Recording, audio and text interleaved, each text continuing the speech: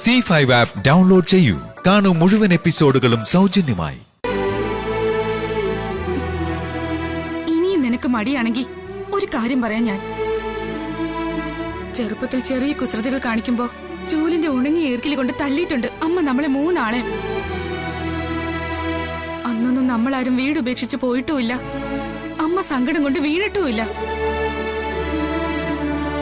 ഇപ്പൊ പക്ഷെ നിന്റെ ഈ പോക്ക് അങ്ങനെ ചിലതിലേക്ക് നയിക്കൂ. നമ്മുടെ അമ്മ ശരീരം തളർന്ന് കിടപ്പിലായി പോയാ ദൈവം നിനക്ക് മാപ്പ് തരില്ല. അത് മാത്രം ഓർത്താ മതി.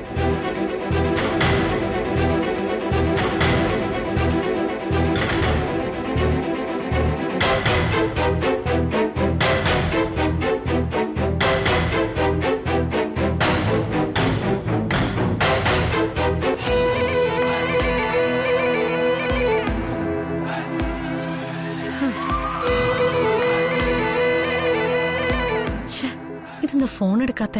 അതൊരു അത്യാവശ്യ നേരത്ത്.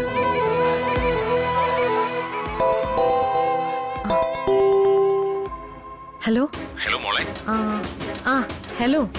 അമ്മയും അച്ഛനും അമ്മാവനും ഒക്കെ കൂടി പെട്ടെന്ന് ഇങ്ങോട്ട് വരണം, ഉടൻ തന്നെ. എങ്ങോട്ടാ മോളെ? വിഷ്ണുവേട്ടന്റെ വീട്ടിലേക്ക്. ഇതെന്താ ഒന്നും അറിയാത്ത പോലെ? ഓ, നിശ്ചയത്തിന് തീയതി കുറിക്കാനാണോ? നീയല്ലേ ഉടനെ അത് വേണ്ടെന്ന് പറഞ്ഞത്? ആ തീരുമാനമൊക്കെ മാറി. ഇനി ഉടനെ തീയതി കുറിക്കാൻ നമുക്ക്. എല്ലാ തടസ്സങ്ങളും നീക്കി ദേവി. എന്റെ പ്രാർത്ഥന കേട്ടു. ക്ഷേത്രനടയിൽ തന്നെയാ ദേവി എനിക്കതിനുള്ള ഉത്തരം തന്നെ. എന്നാ ഞങ്ങൾ ഉടനെ എത്താം മോളെ.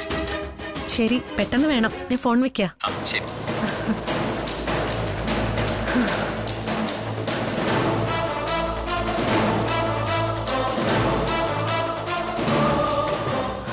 എടി ചായക്കടക്കാരിയുടെ മോളെ, നിനക്കല്ല, എനിക്കാ വിഷ്ണുവേട്ടനെ വിധിച്ചിരിക്കുന്നേ. എനിക്ക് മാത്രം.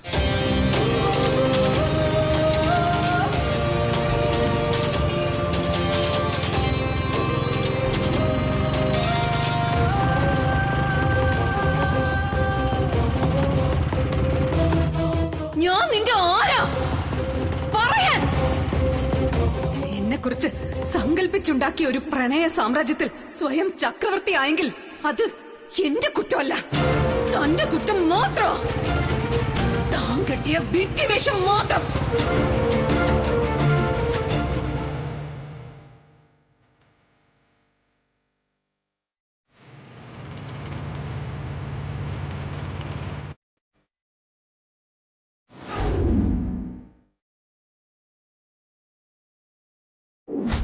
തന്നോടെ എനിക്കൊരു പ്രേമമില്ല, ഒരു മണ്ണാങ്കട്ടയുമില്ല.